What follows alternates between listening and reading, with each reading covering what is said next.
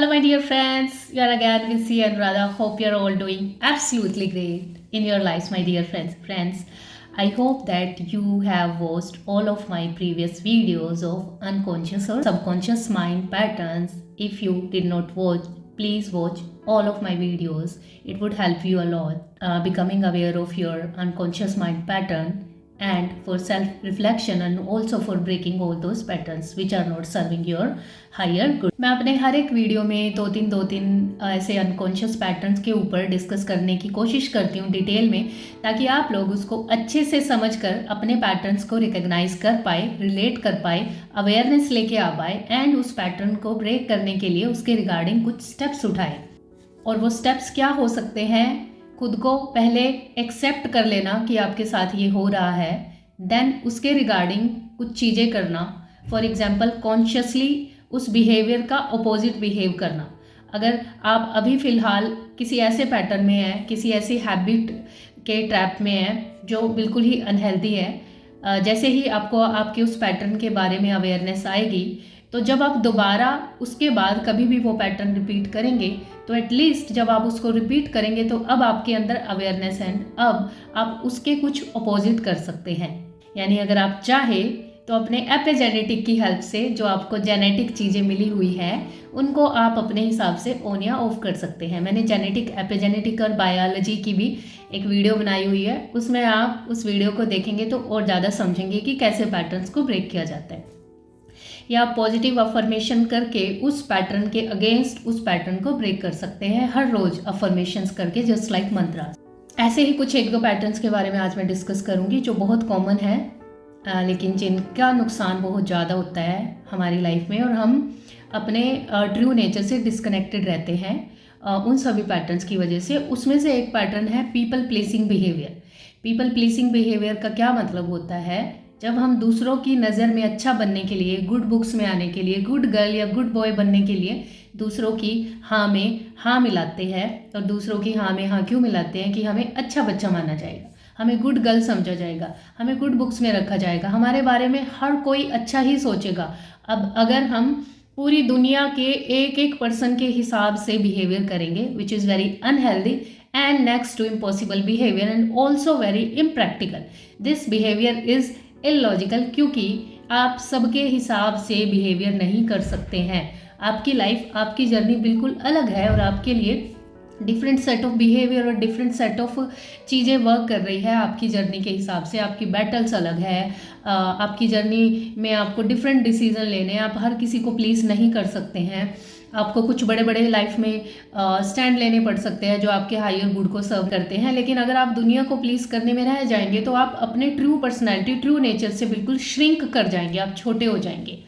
आपका स्वभाव बहुत ऊंचा और बड़ा है, लेकिन आप दूसरों के हिसाब से या एक्सटर्नल वर्ल्ड में वैलिडेशन सीख करने के चक्कर में या उनकी नज़र में अच्छा बनने के चक्कर में खुद के स्वभाव से, खुद के ट्रू नेचर से कट कर हम दुनिया के हिसाब से बिहेवियर करके बहुत छोटे हो जाते हैं और कुएं के मेंढक बन जाते हैं। डिप्लोमेटिक होना गलत बात नहीं है, हर वक्त हम ब्रूटली स्ट्रेट फॉरवर्ड भी नहीं बन सकते हैं। कुछ लोग इस चीज़ को फैशन में लेते हैं कि we are straight forward person. Straight forward बनना इज़ लाइक इस सेंस में ना लिया जाए स्ट्रेट फॉरवर्ड वाले स्वभाव को कि किसी को भी जाके कुछ भी बोल दे। स्ट्रेट फॉरवर्ड वाला स्वभाव और ट्रू नेचर में रहने वाला स्वभाव वहीं तक ठीक है जहां आप बिना किसी को हार्म किए अपनी बात को हेल्दी एक्सप्रेशन से रखना जानते हैं, बिना किसी के अंदर जेलसी ट्रिगर किए, बिना किसी के अंदर इनसिक्योरिटी ट्रिगर किए, बिना किसी को अनकंफर्टेबल किए। वैसे जो ये बातें मैं बोल रही हूँ, आप सोचेंगे कि बिना किसी को अनकंफर्टेबल किए हम सच कैसे बोले, सामने वाले को ट्रूथ कैसे बताएं। तो कोशिश तो यही करनी है कि इस तरीके से, हेल्दी तरीके से चीज़ें चैनलाइज करके बताई जाए, लेकिन कई बार हो सकता है कि आपका ट्रूथ अनकंफर्टेबल भी करेगा औरों को। तो पीपल प्लीजिंग पैटर्न भी कुछ ऐसा ही पैटर्न है जब आप अपनी नीड्स को इग्नोर करके हर किसी को खुश करने की कोशिश करने लग जाते हैं, चाहे आपको अंदर से कितना भी हर्ट हो रहा है, चाहे आपको कितना भी इनऑथेंटिक फील हो रहा है, चाहे आप खुद से कितना भी डिस्कनेक्टेड फील कर जाए, लेकिन आप दुनिया की नज़र में अच्छा बनने के लिए कुछ ऐसा इनऑथेंटिक बिहेवियर कर देते हैं जो आपकी पर्सनैलिटी का हिस्सा होता भी नहीं है। ये पैटर्न तब बनता है जब आपको प्यार शर्तों पर मिला है, कि अगर आप ऐसा करोगे तो गुड गर्ल हो आप, अगर आप ऐसा करोगे तो आप गुड बॉय हो, गुड गर्ल हो, अदरवाइज आप बैड बॉय या बैड गर्ल की कैटेगरी में हो, तो आपको प्यार नहीं मिलेगा। आपके पेरेंट्स ने आपको अपनी डेफिनेशंस के हिसाब से डालने की कोशिश की है कि उनके हिसाब से जिस तरह से आपका बनना अच्छा था, उनके परसेप्शन के हिसाब से वो उस डेफिनेशन में ढालने के लिए आपको लव उस डेफिनेशन में ढलने के बेसिस पर दे रहे थे कि अगर आप उस डेफिनेशन में फिट हो रहे हैं तो आपको लव मिल रहा है, अगर आप उस डेफिनेशन में फिट नहीं हो रहे हैं तो आपको बुरी तरह से या तो आपके ऊपर वायलेंस की गई है, आपको मारा पीटा गया आपके पेरेंट्स ने, एंड या फिर आपको बहुत ही ज़्यादा ब्रूटली अबंडन किया गया है, आपको रिजेक्ट मारा गया है, आपको इग्नोर किया गया है, आपकी इमोशनल नीड से आपको डिप्राइव किया गया है। तो फिर इसी चक्कर में, ताकि घर में कुछ इस तरह के कन्फ्लिक्ट ना हो जाए, आप झगड़ों से या पिटाई से बचने के चक्कर में गुड गर्ल या गुड बॉय की डेफिनेशन में ढलना शुरू करने लग गए और आपके अंदर ये पीपल प्लीजिंग पैटर्न बचपन से ही आ गया, जो बड़े होने तक अभी भी आपके अंदर, और आपको पता भी नहीं है कि आप किस किस तरह से लोगों को कहाँ कहाँ पर जाकर प्लीज़ करते हैं। या फिर आपके पेरेंट्स बहुत ही इमोशनली अनप्रडिक्टेबल थे कि कभी आप ये बन जाते थे, वो कभी अच्छा बोलने लग जाते थे आपको, कभी बुरा बोलने लग जाते थे। अगर आप उनकी डेफिनेशन के हिसाब से ढलते थे तो आपको रिवॉर्ड मिलता था, अदरवाइज आपको पनिश किया जाता था। तो ऐसे आपके अंदर ये पीपल प्लीजिंग का पैटर्न बन गया। हम सभी के अंदर, मेजॉरिटी ऑफ लोगों के अंदर ये पैटर्न बन जाता है। लेकिन जो पेरेंट्स अपने बच्चों को अनकंडीशनल लव देते हैं और उनको अपनी सो कॉल्ड डेफिनेशन में डालने की कोशिश नहीं करते और उनकी पर्सनैलिटी को प्रॉपर उनके नेचर के हिसाब से अलाइंड होने देते हैं, उन बच्चों में ज़्यादातर आप देखेंगे पीपल प्लीजिंग का पैटर्न नहीं मिलेगा जब वो बड़े हो जाते हैं। तो जो बच्चों के अंदर ये पीपल प्लीजिंग का पैटर्न आ जाता है, उन लोगों की क्या इंटरप्रिटेशन होती है माइंड में कि अगर मैं सबको खुश रखूंगा और गुड गर्ल या गुड बॉय की डेफिनेशन के हिसाब से चलूंगा तो मेरे लिए ठीक रहेगा, अदरवाइज शायद मुझे क्रिटिसाइज किया जाए, एक्सक्लूडेड फील कराया जाए या मुझे रिजेक्ट मार दिया जाए, मुझे पनिशमेंट मिल सकती है। या कई बच्चों को आपने बोलते हुए सुना होगा, वो कहते हैं कि मेरे पेरेंट्स मेरी पिटाई करेंगे, मेरी तो पिटाई हो जाएगी, है ना, इस तरीके से। तो बच्चे जब इस तरीके से बोलते हैं वो बड़ा नॉर्मल लगता है सुनने में, लेकिन अगर ये चीज़ें बहुत एक्सेस में हो जाए तो बच्चे के ऊपर कई बार ये स्ट्रेस की फॉर्म में बन जाती है और बच्चा अनहेल्दी पैटर्न्स में ढल जाता है, जो कि उसकी पर्सनैलिटी का हिस्सा नहीं होता और इनऑथेंटिक बन जाता है। जब ये पीपल प्लीजिंग पैटर्न वाला बच्चा बड़ा होता है तो इसके साथ क्या क्या चैलेंजेस आते हैं। ये कहीं पर भी इजीली नो नहीं बोल पाएगा, लोग इसके सिर पर चढ़ जाएंगे, लोग इसका मिसयूज़ कर लेंगे। ये चाहे कितना भी थका हारा हो, अगर इसको कोई किसी काम के लिए कहेगा तो ये हाँ ही बोलेगा और उसको मना नहीं कर पाएगा और दूसरों का भी एक्सेस में काम करता रहेगा, अपनी नीड्स को इग्नोर कर देगा, अपनी चीज़ें दूसरों को देता रहेगा, ओवर सेक्रीफाइस कर देगा और ज़्यादातर ये टॉक्सिक लोगों से सराउंडेड रहेगा, क्योंकि ये एक ईजी टारगेट है और ईजी टारगेट होने की वजह से ज़्यादातर जो लोग बिहेवियर में टॉक्सिक है वो इसका बहुत फ़ायदा उठाएंगे। अब इस पैटर्न को ब्रेक कैसे करें? इस पैटर्न को ब्रेक करने के लिए जब भी कभी सामने से अननेसेसरी कोई आपके सिर पे चढ़े या आपसे कोई इस तरीके से हेल्प मांगे कि आपकी तो जिम्मेवारी ही है सामने वाले की हेल्प करना, तो आप छोटे छोटे नो बोलने की हैबिट डालिए पोलाइट तरीके से। जब आप फर्स्ट टाइम बोलेंगे तो हो सकता है सामने वाले को हर्ट हो जाए, क्योंकि इससे पहले तो आज तक आपने हाँ ही बोली है। लेकिन जब आप पहली बार छोटा छोटा पोलाइट नो बोलना शुरू करेंगे तो आपको भी अच्छा लगेगा कि आपने अपनी कितनी एनर्जी और टाइम बचा लिया और उस टाइम और एनर्जी को किसी हेल्दी प्रोजेक्ट पर आप लगा सकते हैं। दूसरा, आपको ये भी समझना होगा कि लोगों को खुश करना आपकी रिस्पॉन्सिबिलिटी नहीं है, उनकी डेफिनेशन के हिसाब से ढलना आपकी रिस्पॉन्सिबिलिटी नहीं है। आपकी रिस्पॉन्सिबिलिटी आपकी अंदर की आवाज़ के साथ प्रॉपर अलाइनमेंट में आना आपकी रिस्पॉन्सिबिलिटी। आपने भगवत गीता में सुना होगा कि जो धर्म की रक्षा करते हैं धर्म उनकी रक्षा करता है। तो बेसिकली धर्म क्या है? आपकी अंदर की आवाज़, आपकी अंतरात्मा की आवाज़ कि वो क्या आपसे करवाना चाह रही है। और अंतरात्मा की आवाज़ ये नहीं कि आपसे कुछ गलत ही करवाएगी। जो आपका नेचुरल स्टेट होता है वो आपसे हमेशा अच्छा और ऊंचे से ऊंचा काम ही करवाता है और जितने भी इररिलेवेंट और ट्रिवियल चीज़ें होती है वो छुड़वा देती है आपकी अंतरात्मा की आवाज़ आपसे। तो जो धर्म की रक्षा करते हैं धर्म उनकी रक्षा करता है। तो इसलिए आपने अपने अंतरात्मा की आवाज़ को प्रोटेक्ट करना है, अपनी एनर्जी को प्रोटेक्ट करना, अपने टाइम को प्रोटेक्ट करना है। और जब ये इतनी प्रोटेक्टेड टाइम और एनर्जी किसी बड़े कोज के ऊपर लगेगी तो आपको ऑटोमेटिकली प्रोटेक्शन मिलेगी। पीपल प्लीजिंग बिहेवियर छोड़ना होगा और छोटी छोटी बाउंड्री प्रैक्टिस करनी होगी। आप जर्नलिंग करके देख सकते हैं कि आज आपने अपनी कौन सी नीड्स को इग्नोर करके दूसरों के लिए काम किया, तो वहाँ पर फिर आपको रिफ्लेक्ट करना पड़ेगा, इंट्रोस्पेक्ट करना पड़ेगा कि हाँ यहाँ पर आप ना बोल सकते थे लेकिन आपने हाँ बोला, तो नेक्स्ट टाइम आप फिर अवेयर होके चीज़ें करेंगे। अब मैं नेक्स्ट पैटर्न के ऊपर बात करूँगी। ये अबंडनमेंट पैटर्न होता है जिसमें इंसान को ये डर हो जाता है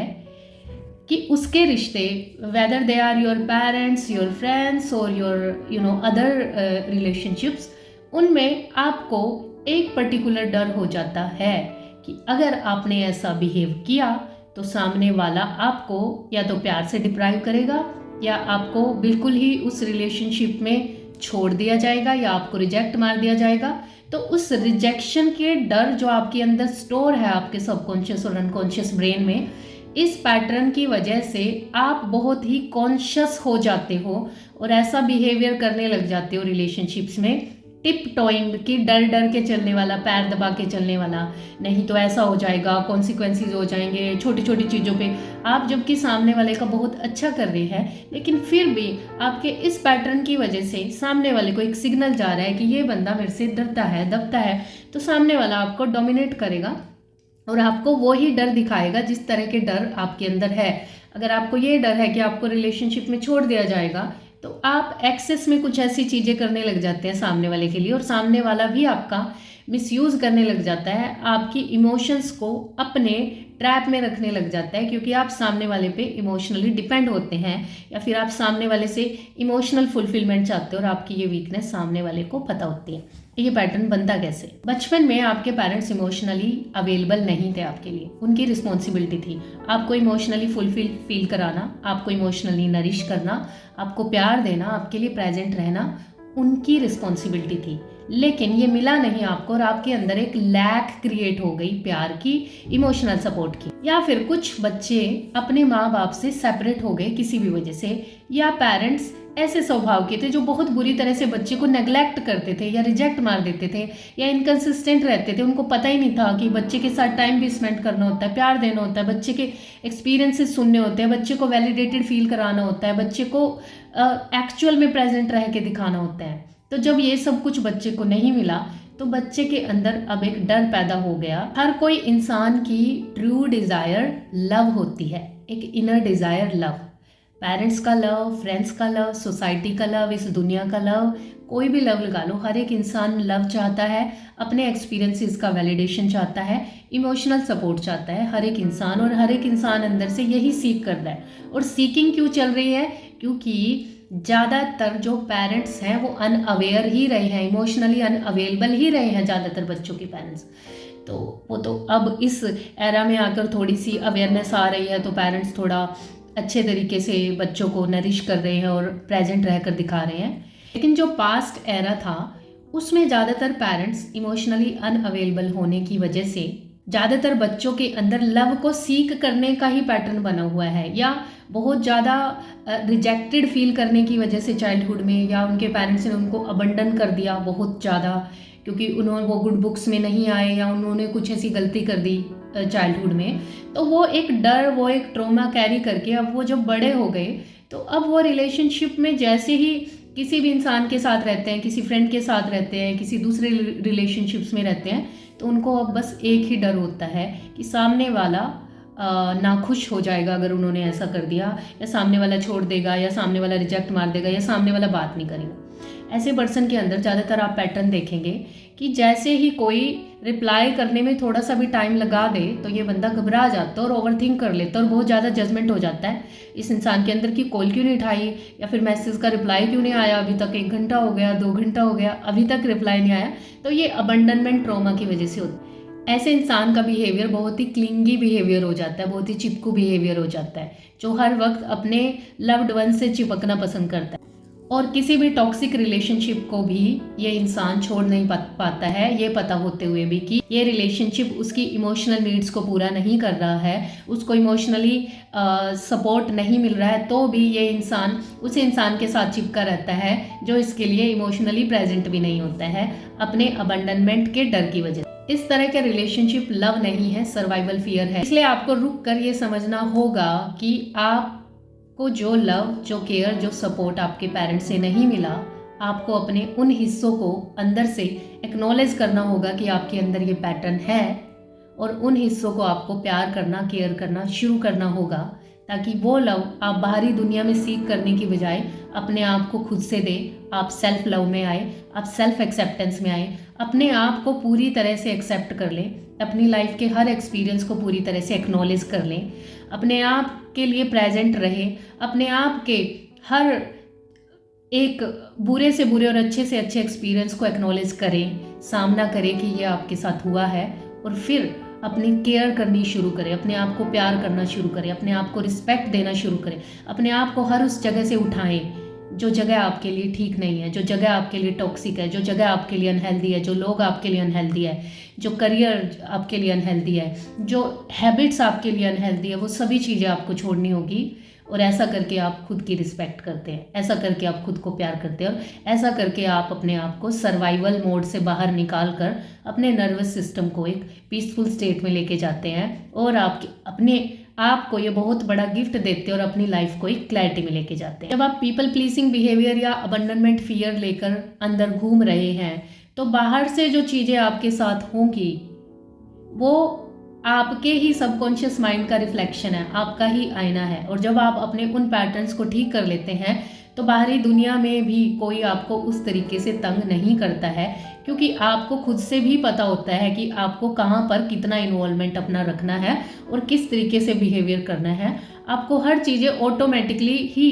हेल्दी हैबिट्स, आपके हेल्दी पैटर्न्स आपके सबकॉन्शियस माइंड का पार्ट बन जाते हैं, और आप वैसे वैसे ही हेल्दी बिहेवियर करने लग जाते हैं। होप माय डियर फ्रेंड्स, ये वाले 2 पैटर्न्स की अगर आपको डीप अंडरस्टैंडिंग आ गई और आपने इन दोनों पैटर्न्स पर वर्क करना शुरू कर दिया, तो आप अपने ऊपर एक बहुत बड़ा एहसान करेंगे और अपने आप को सेल्फ लव में लेके जाएंगे, एंड अपने आप को कुछ टॉक्सिक लूप से बाहर निकाल पाएंगे। Take care my dear friends and have a great life ahead.